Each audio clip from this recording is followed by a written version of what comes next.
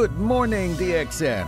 Welcome to DXN, the world's largest Ganoderma producer. Started its journey in Jitra, a small town in Kedah, Malaysia in 1993. So, good morning, DXN family. Again, nagpapasalamat po ako for the opportunity and the privilege to be with you. Siyempre, masaya tayo dahil alam nyo, ngayon parang nakakasabik makakita ng tao kasi halos nakakulong ka. Lahat ng tao natatakot lumabas. So, we almost see each other through yung virtual na ganito online. Well, maganda po yung topic natin ngayon, which is very relevant. Siguro, lahat kayo aware na isa sa pinakamainit na issue ngayon sa atin sa Pilipinas, maski sa buong mundo, is yung immunization, yung pagbabakuna natin, lalo na concerning dito sa COVID. Well, sabi nila, we are almost, we are really fast-tracking everything.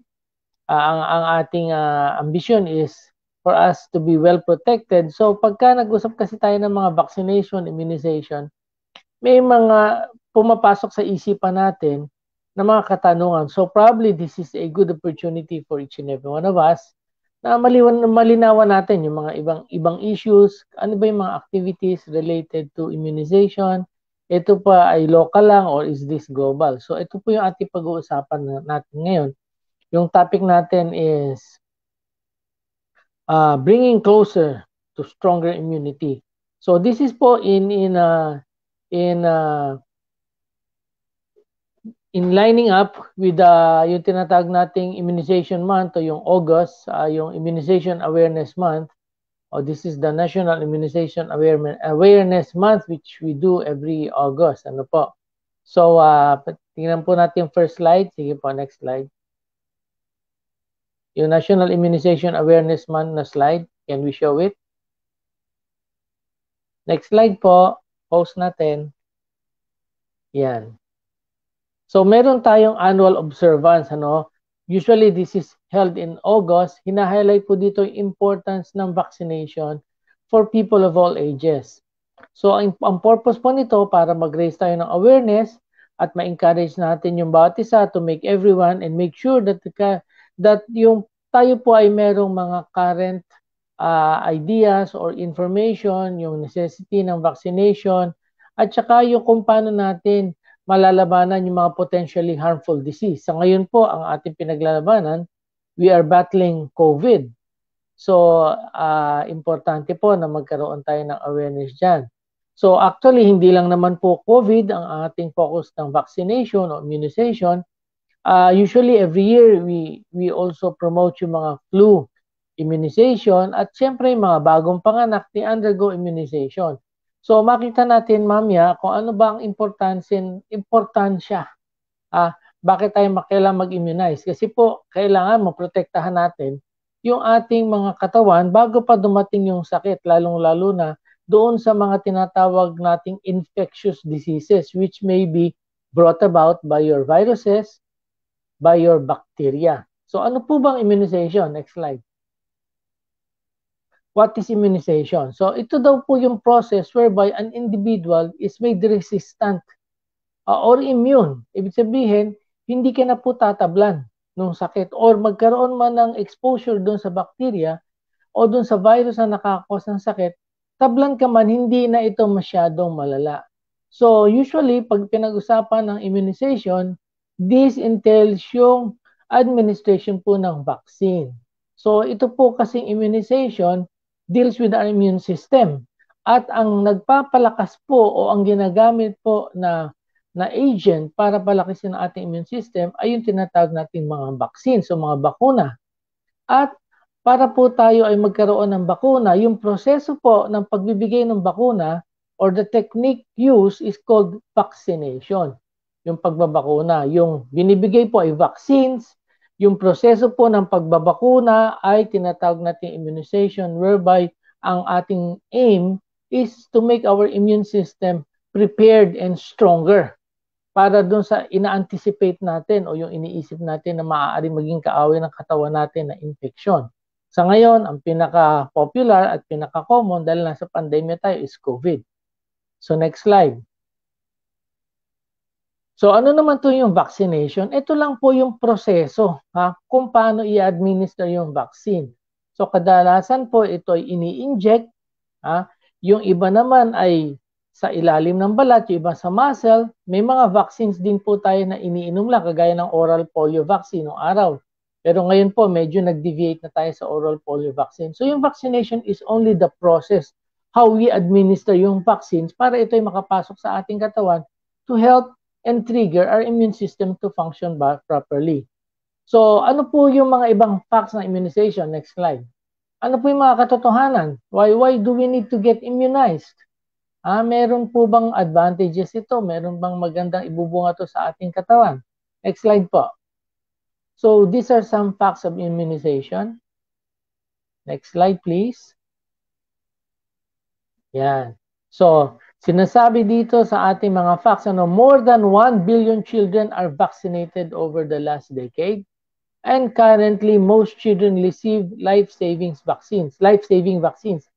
Alam niyo po, upon birth, ay yung mga anak natin na bagong panganak, yan po ay nakaprogram na. Meron tinatawag tayong immunization program.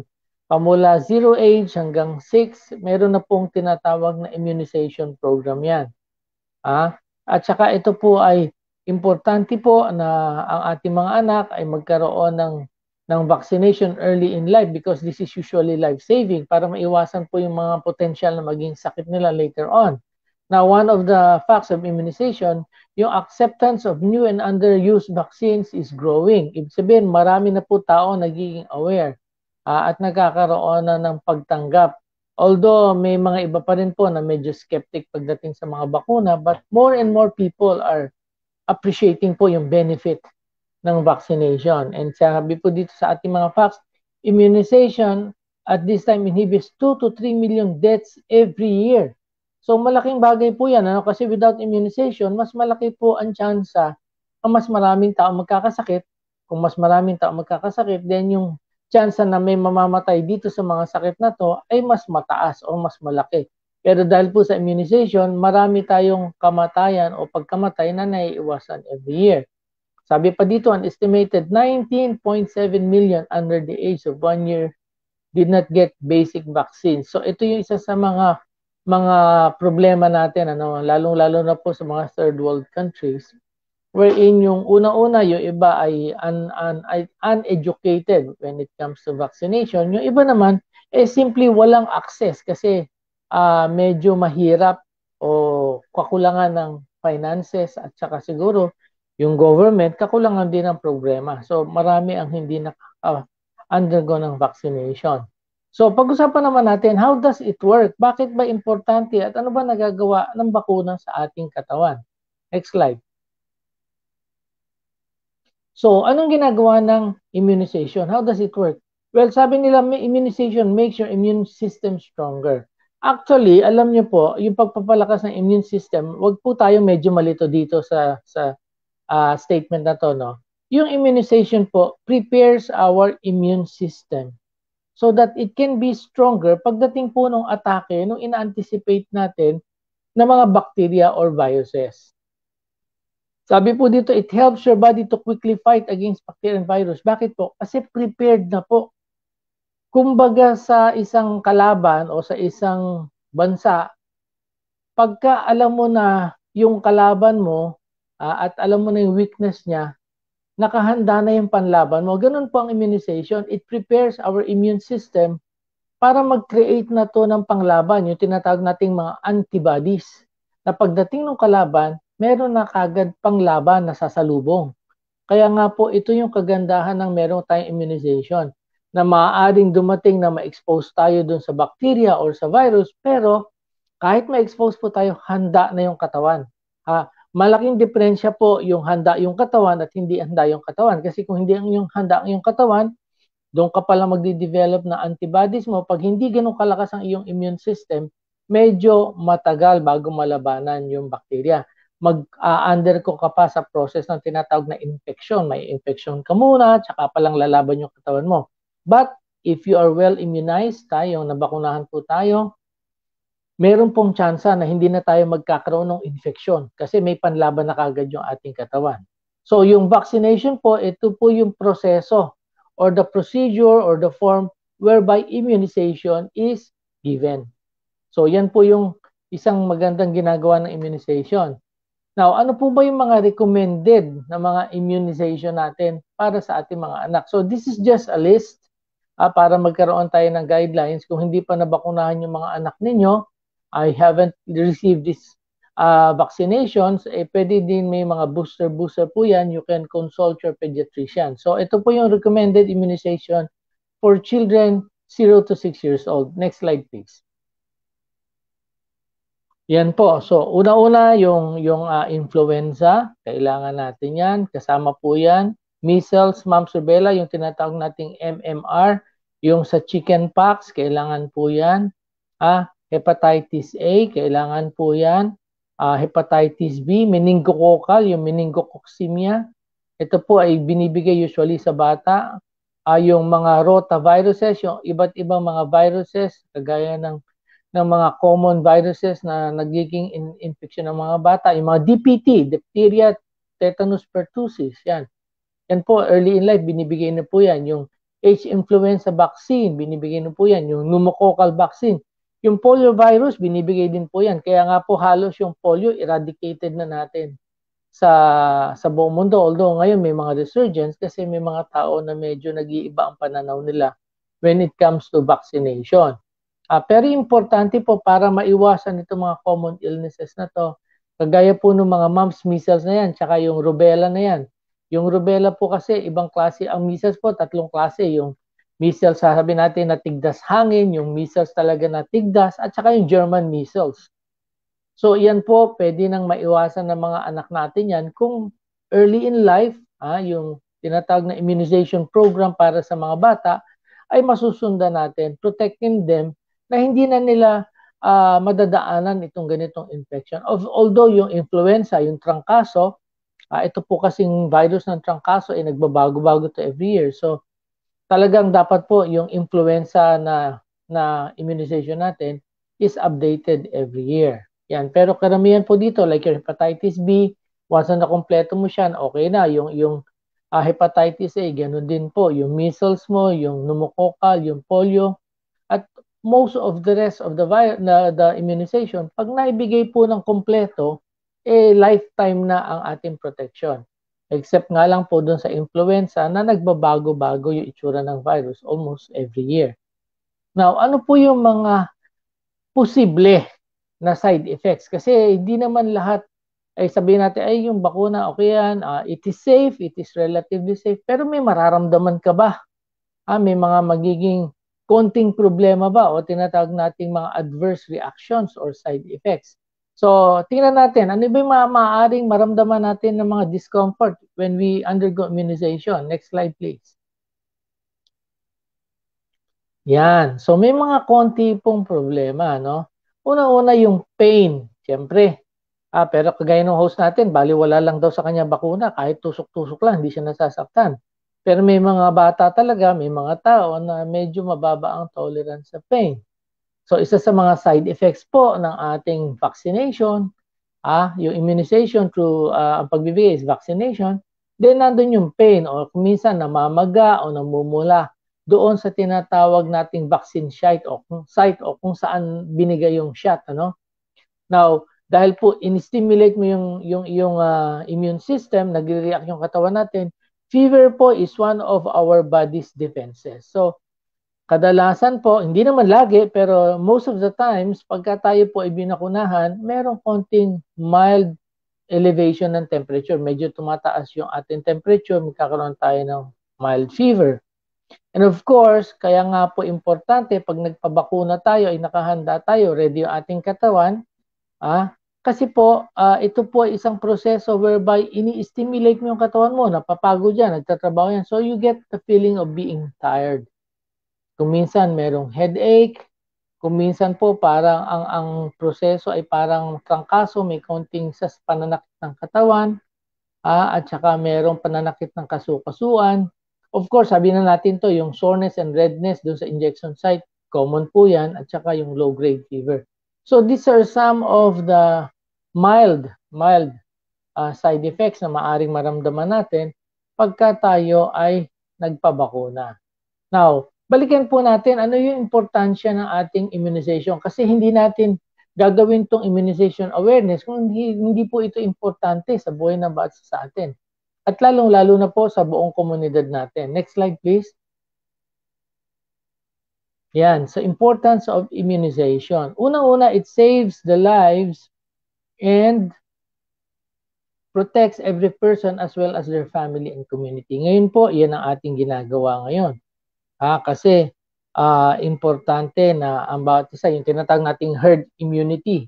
Hindi lang ito para sa ating kasama sa pamilya, kaya in-encourage po ang lahat ngayon na magpabakuna ay mga vaccines natin for COVID-19. Kasi po, unang-una, gusto natin maprotektahan yung ating kasama sa bahay, ating family. And of course, as a basic unit ng ating community, ang bawat family, pag naprotektahan po, it will also generate protection for the community. Kaya nga, yung tinatawag nating herd, tawag dito, protection, o yung immunity, yun yung inaambisyon nitong bakuna natin na to, yung mas marami ang mabakunahan at marami maprotektahan. So sabi din dito, immunization helps protect future generations by eliminating diseases. So kagaya po ng sa oral polio, halos ngayon po yung mga bata wala na ang napopolio, konting-konti na o halos wala na because maaga po at maagap, aganda yung sistema ng immunization.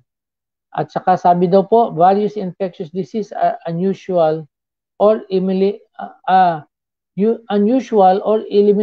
now as outcome of immunization programs. But new contagious diseases are emerging around the world. Ano ibig sabihin nito? Yung mga various na mga disease ng araw, yung iba po ay halos nawala na dahil po sa immunization. Ibig sabihin nito, yung mga dating mga influenza, hindi na siya masyado nakakatakot. Yung mga mumps, measles, hindi na masyado nakakatakot yan. Yung smallpox nga, halos eliminated na natin yan. Chickenpox. Diba? Kaya lang, ano yung importansya ng immunization? Kasi may mga bagong lumalabas na mga sakit. Kagaya nung dating SARS-CoV-1, yung una. Diba? Yung SARS, nagkaroon tayo niyan. Yung mga Zika virus na yan. Meron yan. Yung mga bago na yan. And then, lalong-lalo ngayon, yung pinaka-importante yung COVID, SARS-CoV-2. Ito po yung mga bagong, mga nakakahawang sakit na lumalabas na hindi natin inaasahan. So, yun po yung importansya ng immunization na kahit may mga bagong sakit na dumating, noong una, takot na takot tayo sa COVID, pero ngayon, lahat tayo meron ng pag-asa dahil nandyan na yung process ng immunization. Meron ng pag-asa na maprotektahan ang bawat individual at siguro in the future, hindi na masyado matatakot yung susunod na generation sa COVID kasi nandiyan na yung bakuna. So ano pa? Importance of immunization. Vaccines are the most effective means to avoid infectious diseases. Totoo po yan.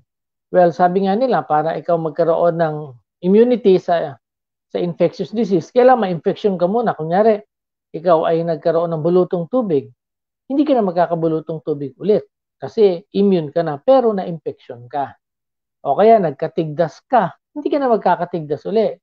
Bakit? Kasi immune ka na pero nagkatigdas ka, na-infection ka. Pero pag nagbakuna po tayo, hindi mo na kailangan dumaan dun sa proseso ng infection. Yun po yung kagandahan. Kasi kung nagka-chickenpox ka, nagkabulutong tubig ka, sigurado may peklat ka ng bulutong tubig. Diba? So pag nabakunahan ka, flawless ka, wala kang peklat na bulutong tubig. That's just one of the advantages. Ngayon, ano pa isang advantage or importance? It is successfully done and it depends on the collaboration of every individual. Ito po importante.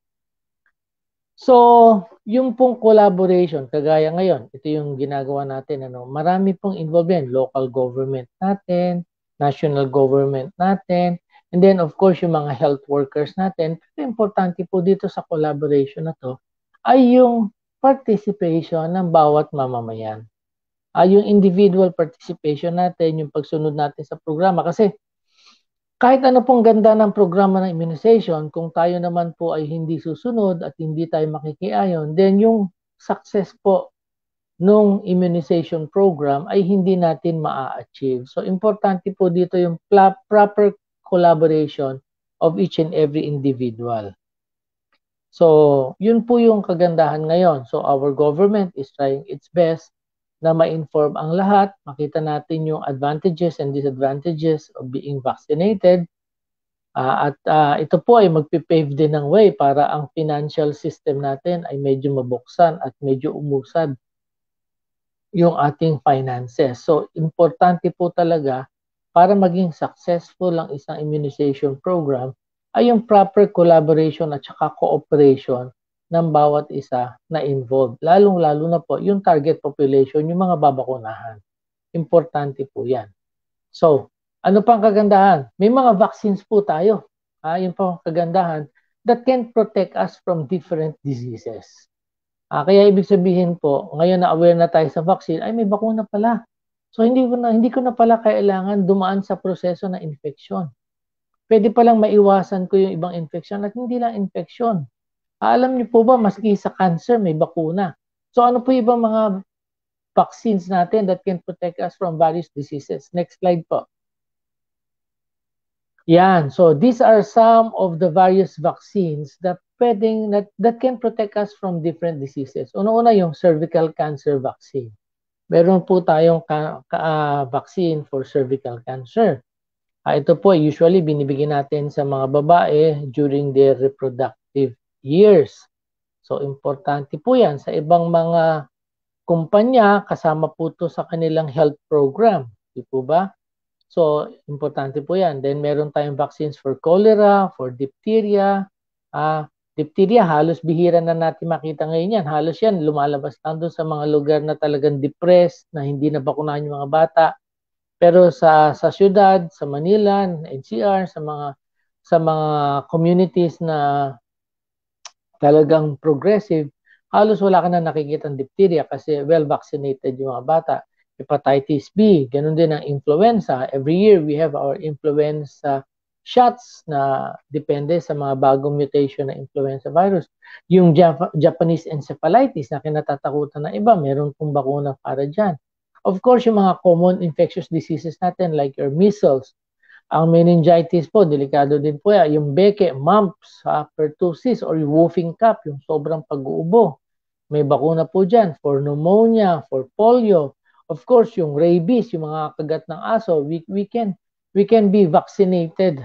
Hindi po kailangan makagat na kayo ng aso, lalo-lalo na po kung kayo mga pet lovers, kayo exposed. Yung usually mga veterinary practitioners, they are vaccinated with rabies vaccine. Kasi po, yung chances na makagat sila ay malaki. Rotavirus, ito po yung mga viruses na maraming binibigay sa atin na problema. Rubella, ito po yung mga parang measles, parang German measles, tetanus, kailangan natin to. Pero usually, binibigay po ito pag tayo ay merong sugat na may potential na ma-infeksyon ng tetanus na bacteria. And then of course, yung typhoid. Minsan, alam niyo po, yung typhoid, importante yan kasi may mga pagkain na nagdadala ng infeksyon ng typhoid. Yung varicella, ito po yung virus para sa mga chickenpox at saka sa herpes zoster. Ang yellow fever po is hindi masyadong common sa atin dito sa Pilipinas yan, but there are vaccines for such infectious diseases. So marami pong bakuna para sa proteksyon ng ating katawan. So ito po yung statistics lang, just want you to see, may mga global vaccination coverages po tayo. Next slide. FYI lang po ito. Sige po, next slide. So 86% of infants worldwide received 3 doses of DPT, yung mga vaccines during 2018. Ano pa, 20 million children, itong 2018 na to, 20 million children miss out on life-saving measles, diphtheria, and tetanus vaccines. Wow, trivia to, no? And 2 to 3 million deaths prevented. Yan. Immunization currently prevented 2 to 3 million deaths every year. So, ano pang statistics natin? Ito po yung susunod, yung pakita ko sa inyo, yung WHO Global Vaccine Action Plan. Ibig sabihin po, ang vaccination program po ay hindi lang po ito local, ito po ay global at ito po ay pinangungunahan din o kasama natin ang World Health Organization dito sa programa na to. Next slide, please. Yan po, so that we will be aware. Unang-una po, sabi po dun sa ating WHO Global Vaccination Plan, ang isa pong aim nito is to help all countries to commit to immunization as a priority, which means WHO works with them to set national targets and plans as well as allocate adequate financial and human resources. So, ibig sabihin, meron pong tinatawag na immunization program ang WHO. At bawat community po, bawat bansa, pwede pong maka-line in dito sa program na to. Ang maganda po dito, may mga training, may mga training po para yung mga tao na gustong matraining, matuto sa ganitong sistema ng pagbabaksin para magamit sa community, nagpo-provide ang WHO ng training. Human resources, ibig sabihin may mga tao sila na pwedeng ipadala para mag-spearhead ng program. And of course, ang importante mga financial assistance. Marami pong mga pwedeng ibigay ang WHO to facilitate po para magawa o ma-execute itong immunization plan na to. This is covering 2011 to 2021. Pangalawa, sabi po, WHO supports individuals and communities to understand the value of vaccines and demand immunization as both their right and responsibility. So ito po yung more on awareness, mga information dissemination para po yung iba na walang balita tungkol sa vaccine, magkaroon sila ng kaalaman at makita nila yung advantage at makuha nila bilang karapatan nila as individuals. Ano po? Now, isa po sa action plan ng WHO is to develop plans and materials to ensure every person is reached with vaccine. So, sa ngayon po, hindi lang po sa local, usually ginagawa ito ng WHO dun sa mga unreached areas, yung mga lugar na talagang parang mga mission areas. Ano po? Although kasi sa mga bansa na kagaya ng Pilipinas, may mga gobyerno naman tayo na aware, meron tayong tinatawag na Department of Health na meron ding inline program with WHO para sa global vaccination. Pero usually, tinitingnan ng WHO, yung mga lugar na talaga hindi nararating ng mga ganyang programa, meron silang mga plano para ito ay marating. Now, ito pa isa sa mga plan nila to strengthen immunization system so they can serve as platform for delivering other health interventions. Of course, isa po sa pinaka-importante when you talk of health intervention ay yung tinatawag nating preventive. Kasi po ang pagbabakuna ay tinatawag nating preventive. Bago ka pa magkasakit, bibigyan ka na ng protection. Yan po yung advantage yan. And WHO works to increase funding for immunization and ensure safe and reliable vaccine supply system. Importante po yan. And WHO develops targeted research and development innovation for new and improved vaccines. So ngayon nakita naman natin, very active ang WHO nung dinevelop itong COVID vaccines. Although there are some controversies, pero hindi natin pag-usapan controversies na yan. Pero importante po, ito po ay kasama sa action plan ng WHO. So another point of, for your information, mga statistics, next slide. Ito po ay para sa diphtheria DTP3 worldwide ng mga bata. Next slide, yan. For 85% vaccinated ng 3 doses, 41% of member states had introduced human papillomavirus. Yung human papillomavirus, ito po yung virus na nagkokos ng cervical, mga parang sexually transmitted na disease sa babae. And then yung vaccination, 116.2 million children received 3 doses of DTP. Kaya ito po yung statistics ng 2017. Yung DTP po is diphtheria, tetanus, pertussis na vaccine. Okay? So ito po ilan sa mga highlights. Probably will continue because I believe after this slide, meron po tayong konting video presentation. So we go back to our host for our video presentation.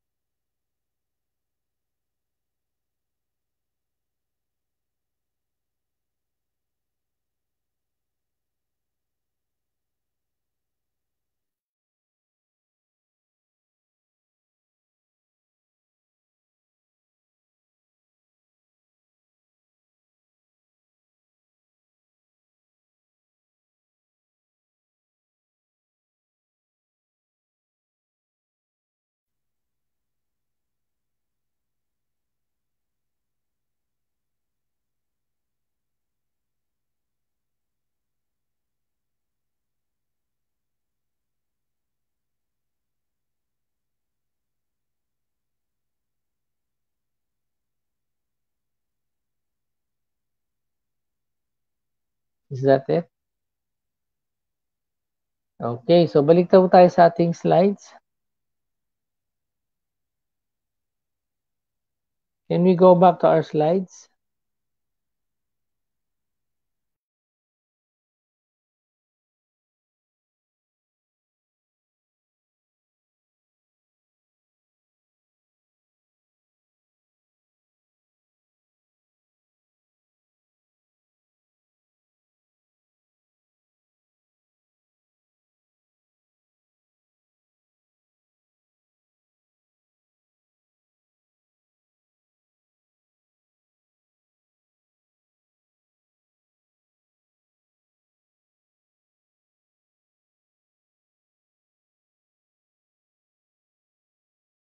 Virus. It was a success. The 8-year-old was inoculated against the disease, and this became the first ever vaccine. But why did it work? To understand how vaccines function, we need to know how the immune system defends us against contagious diseases in the first place. When foreign microbes invade us, the immune system triggers a series of responses in an attempt to identify and remove them from our bodies. The signs that this immune response is working are the coughing, sneezing, inflammation, and fever we experience, which work to trap, deter, and rid the body of threatening things like bacteria. These innate immune responses also trigger our second line of defense, called adaptive immunity. Special cells called B cells and T cells are recruited to fight microbes and also record information about them, creating a memory of what the invaders look like and how best to fight them. This know-how becomes handy if the same pathogen invades the body again. But despite this smart response, there's still a risk involved. The body takes time to learn how to respond to pathogens and to build up these defenses. And even then, if a body is too weak or young to fight back when it's invaded, it might face very serious risk if the pathogen is particularly severe. But what if we could prepare the body's immune response, readying it before someone even got ill? This is where vaccines come in. Using the same principles that the body uses to defend itself, scientists use vaccines to trigger the body's adaptive immune system without exposing humans to the full-strength disease. This has resulted in many vaccines, which each work uniquely, separated into many different types. First, we have live attenuated vaccines. These are made of the pathogen itself, but a much weaker and tamer version. Next, we have inactive vaccines, in which the pathogens have been killed. The weakening and inactivation in both types of vaccine ensures that pathogens don't develop into the full-blown disease. But just like a disease, they trigger an immune response, teaching the body to recognize an attack by making a profile of pathogens in preparation. The downside is that live attenuated vaccines can be difficult to make, and because they're live and quite powerful, people with weaker immune systems can't have them, while inactive vaccines don't create long-lasting immunity. Another type, the subunit vaccine, is only made from one part of the pathogen, called an antigen, the ingredient that actually triggers the immune response. By even further isolating specific components of antigens, like proteins or polysaccharides, these vaccines can prompt specific responses. Scientists are now building a whole new range of vaccines called DNA vaccines.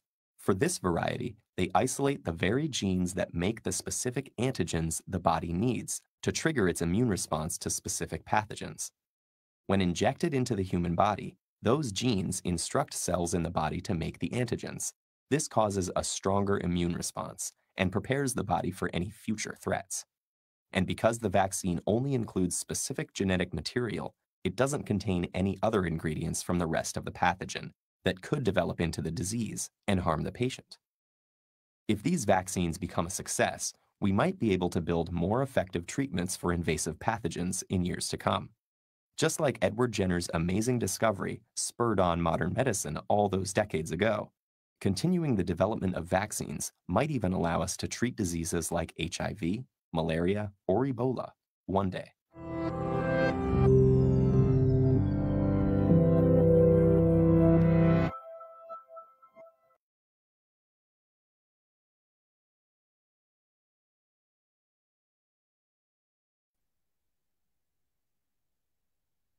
Okay, good afternoon again. Morning. So let's proceed. So nakita po natin yung video how vaccines work. So dito sa slides natin, there are two main types of vaccines na pinapakita sa atin. Mainly is yung ating live attenuated vaccine. Yan po yung ating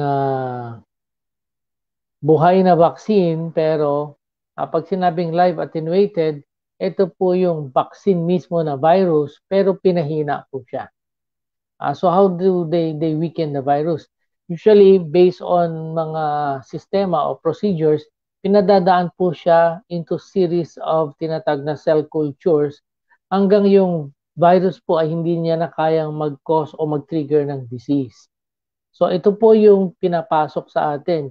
Kagaya in the case of your mga Sinovac, yung mga Sinopharm, these are live attenuated vaccines. Ito po yung isa sa mga pinaka-typical o ito po yung isa sa mga old school na paraan kung paano po yung ating mga vaccines ay nakakapasok sa ating katawan o na ibibigay yung sistema ng paggawa ng mga vaccine. Ito pong tinatawag nating attenuated vaccine. Karamihan po ng mga bakuna na ginagamit natin ngayon, attenuated. Yung karamihan, kagaya ng mga, yung Sinovac na yan. Ito po yung old school, lumang paraan.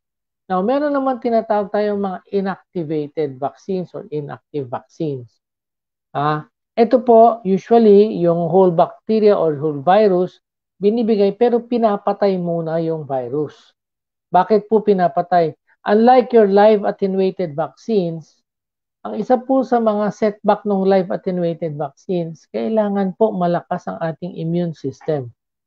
Which is very important, pag-uusapan natin in the later part of our presentation. Kasi po, pag mahina ang iyong immune system, kahit po mahina yung virus na ipapasok sa iyo na hindi na capable of producing any illness, pag mahina po ang iyong immune system, sarili nating immune system, meron pong maliit na chance na mag-develop tayo ng infection. Kasi maaaring kahit mahina yung virus, dahil mahina na immune system natin, pwede tayo ma-overcome. So, importante po pag tayo ay binigyan ng live attenuated vaccine, siguraduhin po natin ang immune system natin ay magandang-maganda.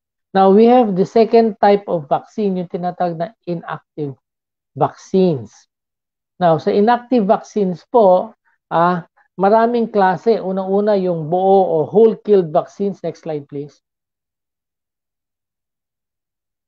Next slide po. Yan. So, ano yung klase ng inactive vaccines natin? Una-una, yung bacteria or virus, patay na. So, hindi na to pwedeng mag-cause ng infection. So, ito po ay parang pinapakita na lang sa iyong immune system. Ganito yung itsura ng bacteria, ganito yung itsura ng virus. Kilala ng immune system mo yan.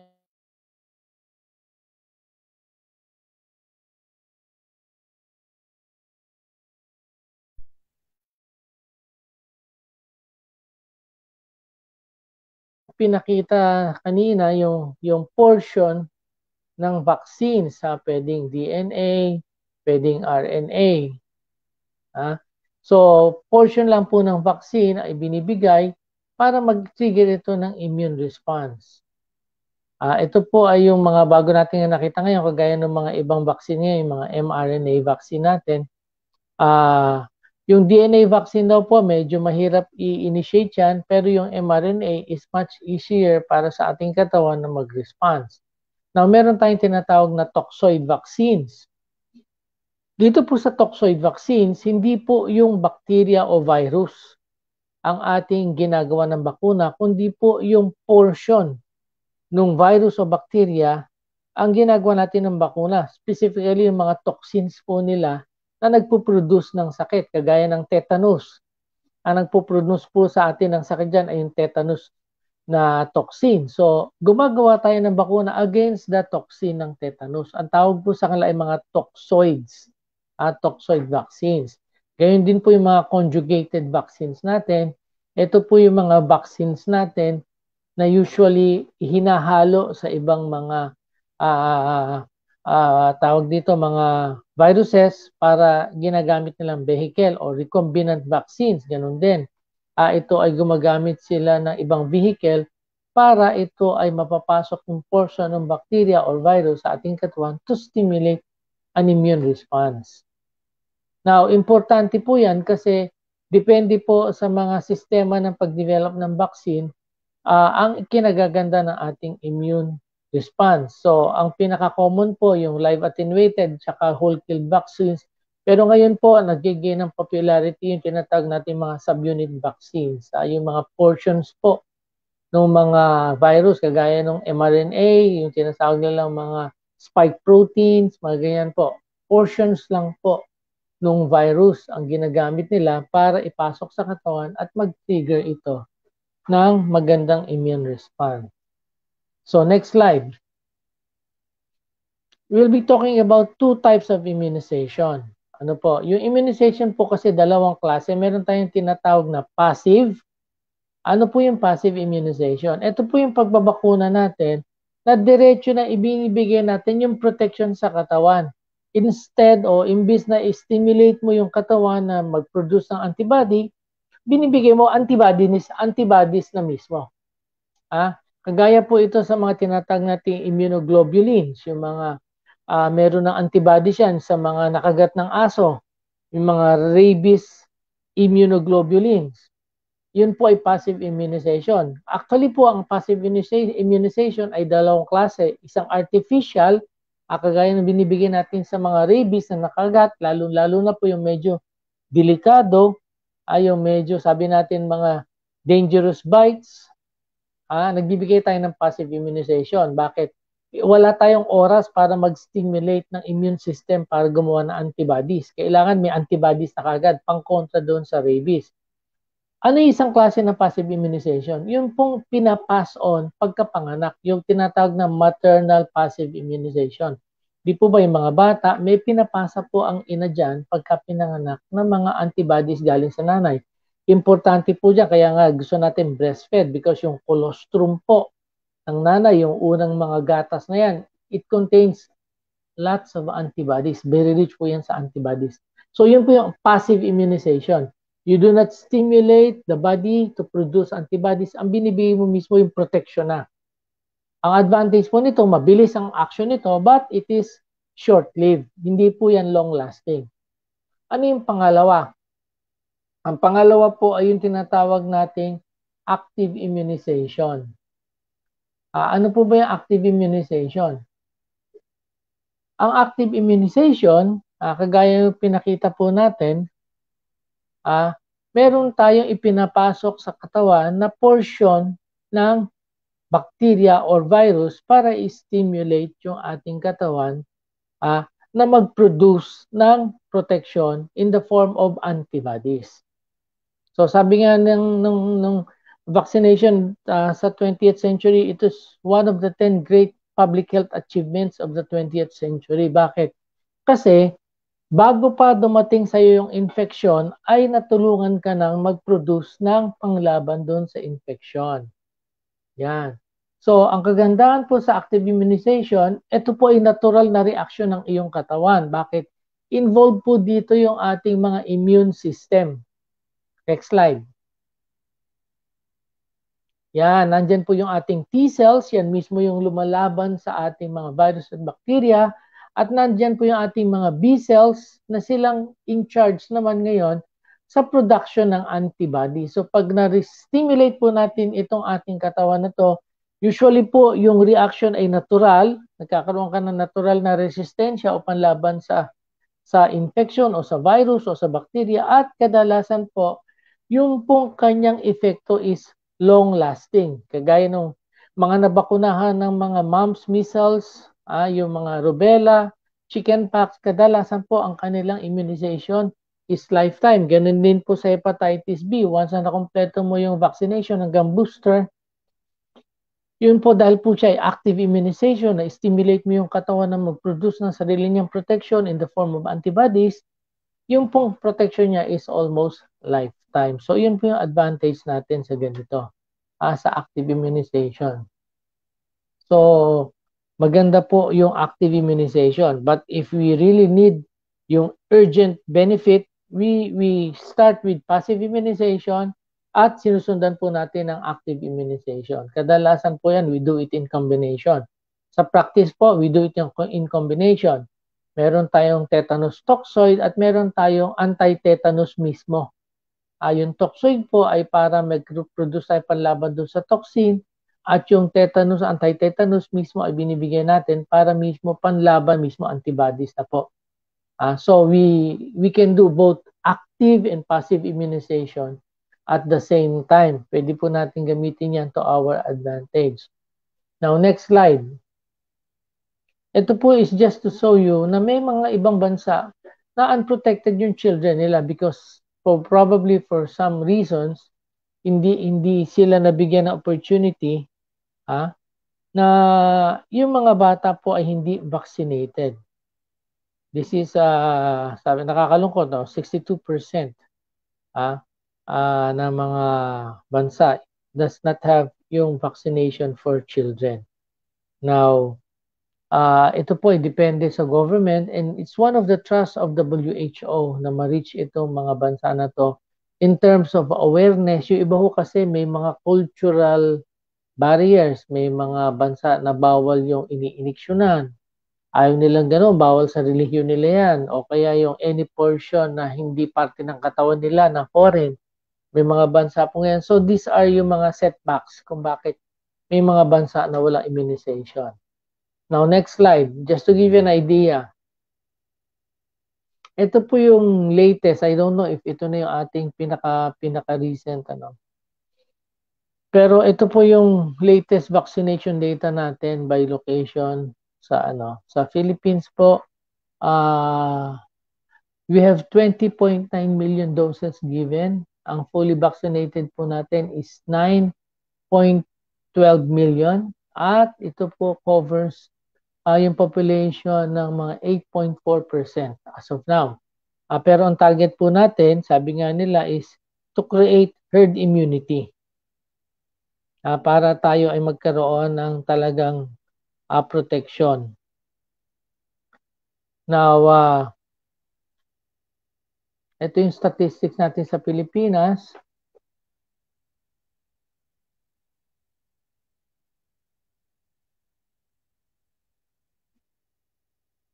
Total doses given,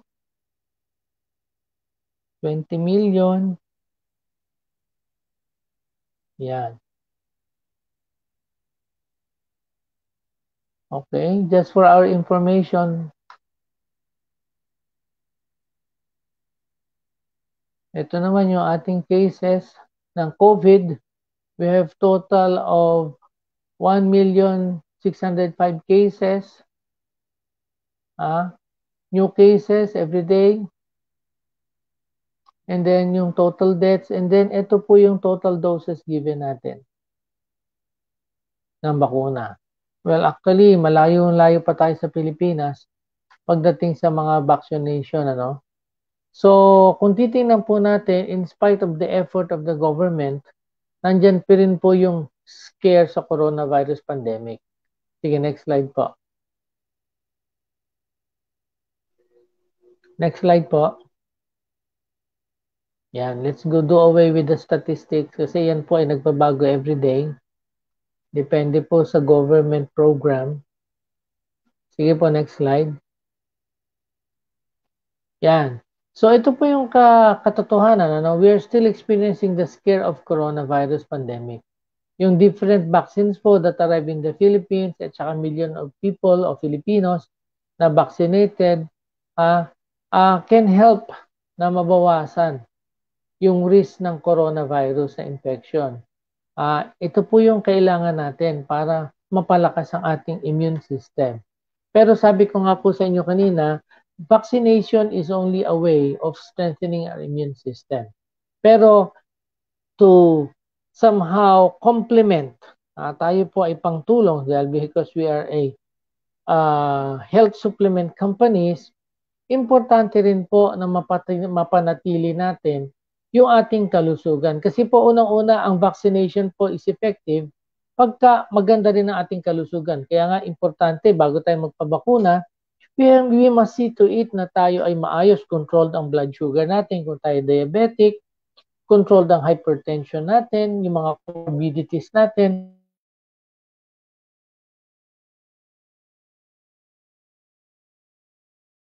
Na mga sinasabi nilang problema sa mga bakuna. Kasi ngayon, alam ko, isa sa mga pumipigil doon sa mga gusto magpabakuna, yung mga nadidinig natin ng mga kwento-kwento na bakunahan lang si ganyan, ganito nangyari, nabakunahan si ganyan, ganito nangyari. Well, one of the downfall po nung nagpapabakuna na nagkakaroon ng mga side effects are people who underwent immunization or vaccination na hindi malakas ang kanilang immune system.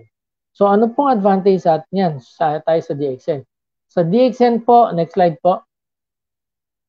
Next slide, yan. We have supplements that can help supply the body with the right nutrition. Ano po importante ng right nutrition? Because if you have properly nourished po, yung trabaho po ng ating katawan, including the immune system, ay tumatrabaho ng maayos. So we have all the products in our arsenal to help us. Nandyan po yung ating Ganoderma, which is known as the king of herbs. As DXN members, alam po natin yan, kabisado na natin yan. Ganoderma is known as the king of herbs. Ito po ay well-known sa China for a long time. Matagal na pong ginagamit yan sa China. At it contains elements such as polysaccharides, adenosine, triterpenoids na nakakatulong po sa ating katawan. Una-una po, meron siyang paraan para palakasin ang ating immune system by improving yung function ng ating katawan. Marami po siyang antioxidant to ward off toxins. At meron din po siyang mga adenosine and triterpenoids that helps yung function, hindi lang immune system, kundi yung reaction po ng ating katawan against infection, against allergies. Nakakaganda rin po ito ng blood circulation ng ating katawan. And it prevents, ang maganda po dito sa Ganoderma, alam nyo, isang advantage is that prevents, it has a little anti-clotting benefit. Alam niyo po, pag anti-clotting pinag-usapan, malaki po ang role nito sa COVID. Kasi isa sa mga side effects o isa sa mga inflammatory reaction ng COVID na siyang pumapatay sa pasyente is the clotting, blood clotting sa loob ng ugat. At sabi nila, may mga bakuna din na nagkukos ng blood clot. So ito po yung isa sa kagandahan, isang advantage ng ating Ganoderma. It has a very mild anti-clotting benefit. Yan, so it is in the form of your RGGL, yung Reshigano, yung 90-day-old, yung ating Ganocilium, which is the 14-day-old. Usually, we take this in pairs. I suggest that you take it, you start with 1 to 2 pairs, morning and evening, and then you gradually increase it hanggang sa maramdaman nyo yung kalakasan at benepisyo sa inyong katawan. Importante po yung mushroom natin na yan. And of course, ang kagandahan po ng mushroom powder natin, doon sa hindi kaya uminom ng capsules, pwede nyo timplahin ito sa inyong juices, pwede nyo rin ibudbud sa pagkain ninyo. So every time you eat, meron kayong pangtulong para lumakas ang inyong resistensya, gumanda ang kalusugan ng ating katawan. Now, cordyceps, this is one of the most valued herbs sa China. Alam niyo po isang kagandahan sa cordyceps. Ito po yung malaki tinutulong niya pagdating sa oxygenation ng ating katawan, lalo na sa ating baga. At meron po akong mga nabasang mga literatures wherein yung mga integrative physicians po, yung mga doktor na nagpa-practice ng tinatag na integrative medicine, yung sinasama yung mga herbal sa mga gamot na mga chemical, isa po sa mga pinopromote nila is cordyceps because cordyceps daw ay isa sa maganda makatulong ng mga tinatawag na post-COVID symptoms. Isa po sa pinakamahirap sa na COVID ay yung wala ka ng COVID pero hinihingal ka pa. Ayan po, I can attest to that because naranasan ko po yan. Isa sa magandang pangtulong po, lalo sa post-COVID symptoms, ay yung cordyceps natin. But you don't need to have COVID. Maganda po yan. Bago wala ka pang COVID, malakas na yung resistensya ng baga mo. Gamitin mo yung RGGL. You can also use your cordyceps. Okay? Maganda po to. Maski sa pagpapalakas ng ating resistensya, mga athletes, magandang gumamit ng cordyceps. If you are into athletic activities, yan, pampalakas po yan ng inyong muscle resistance. It can improve blood circulation sa muscles at saka sa lungs. Okay, now we also have black cumin. Maganda po sa black cumin, like your cordyceps, it helps support your lung activity. Maganda din po siya sa ating liver, sa ating atay, sa ating kidney, sa ating mga bato, at maganda siya sa ating blood circulation. Alam niyo po, isa pa sa maganda sa ating black cumin is hindi lang po lalo na sa kalalakihan, it supports yung production ng tinatawag nating male hormone. So, lalo itong nakakapagpasigla at nakakapagpalakas sa atin.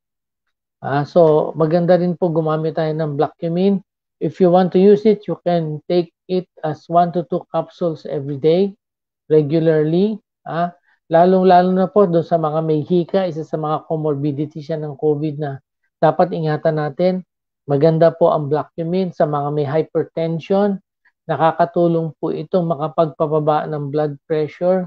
At importante rin po sa resistensya natin to. Ito po sa Middle East, ito itinatawag lang the seed of blessing, black cumin. So, we can use this in our arsenal para po matulungan tayo to maintain a healthy immune system. Of course, let us not forget yung Roselle juice po natin, which is a very, very good source of vitamin C and other vitamins and minerals. Hindi lang po siya vitamin C lang, marami pa rin pong kasamang antioxidant yan. So, sabi nga, kung gusto niyo makita yung lahat ng benefit ng Roselle, siguro i-review niyo yung ating presentation ng mga sekreto ni Roselle, o meron tayong presentation about Roselle before. Marami pong benefits yan na makakatulong sa ating katawan, hindi lang po yung presence ng vitamin C. Now, importante po sa atin talaga na pagsamasamahin natin, gamitin natin to our advantage itong ating mga products natin. Let us be aware of the benefits of immunization. Next slide po. Yan. Sige po, next slide. Next slide. Yan. Sige, nasabi ko na po lahat yan. Next slide po. Sige, next slide. Next slide. Lahat po ng products. Yan, okay yan. So, let us protect ourselves from harmful viruses by undergoing immunization and vaccination. Vaccines help save millions of lives every year. Let us maintain a healthy immunity to fight against disease. Alam niyo po, importante po ang vaccination. Hindi ko po alam kung kayo ay pro o against vaccination, pero para sa akin po, it is a way of helping our immune system cope up and overcome yung paparating pa lang na infection. Lalong-lalo na po itong COVID natin na pandemic na to, malaki po ang role ng vaccination. But on top of that, importante rin po na panatiliin nating malakas yung ating pangangatawan. So together with our information, yung malaman natin yung advantages ng immunization, isama po natin yung information, yung kaalaman natin sa kagandahan ng ating products, because our products will help maintain a healthy body.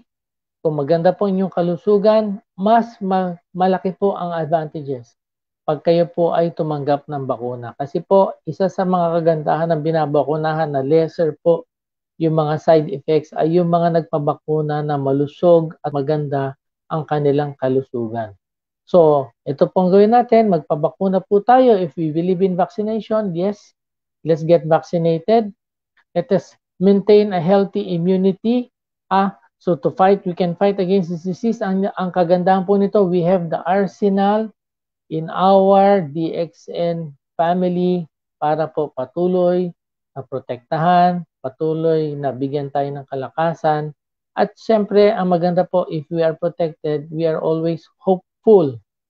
And we are always on the positive side, the bright side, na pwede nating labanan, pwede nating ma-overcome itong pandemic na to. Let's go with the immunization program of the government at patuloy po natin, huwag po natin kalimutan, gamitin natin yung products natin, and doon sa hindi po nakakalam ng mga products natin, let us share our products with those who do not know para din po sila magkaroon ng benepisyo sa kalakasan, kalusugan of DXN products.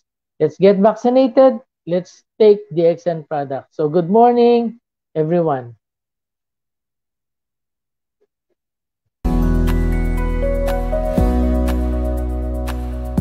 Make sure you find the time and spend some money for your health before it is too late. DXN products help your body to maintain optimal health. Give them a try, and you will feel the benefits of DXN products in a more natural way. Thank you for spending your time with us.